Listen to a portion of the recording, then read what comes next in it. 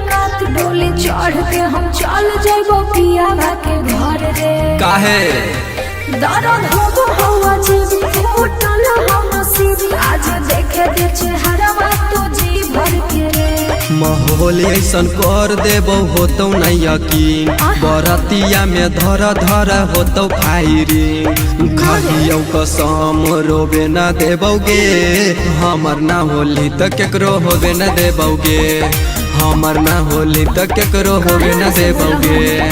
सुन ले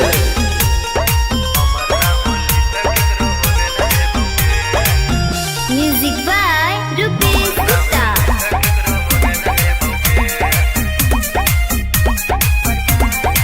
सबके तो जोड़ी ऊपर वाला बनाबो है जितना है लिखल उतने पाओ है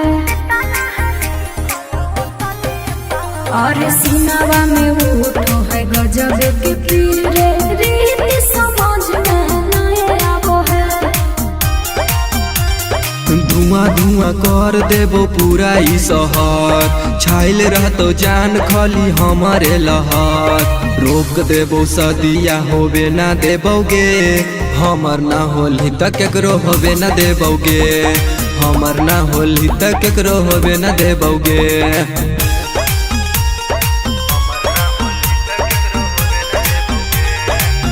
म्यूजिक बाय रुपेश गुप्ता।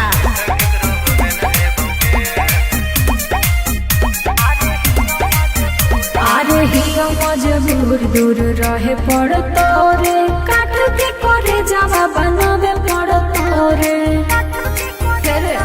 हेरे सनोज बजरंगी माने पड़तो बात रे अभिषेक के बगिया सजावे पड़तो रे। बुझनी आगे गाँव गली के सभे अतौ रंगदार हथवा में लेके खड़ा रहतो हथियार करहियो प्यार त साथ ना छोड़बोगे हमर ना होली त केकरो होबे ना देबोगे हमर ना होली त केकरो होबे ना देबोगे।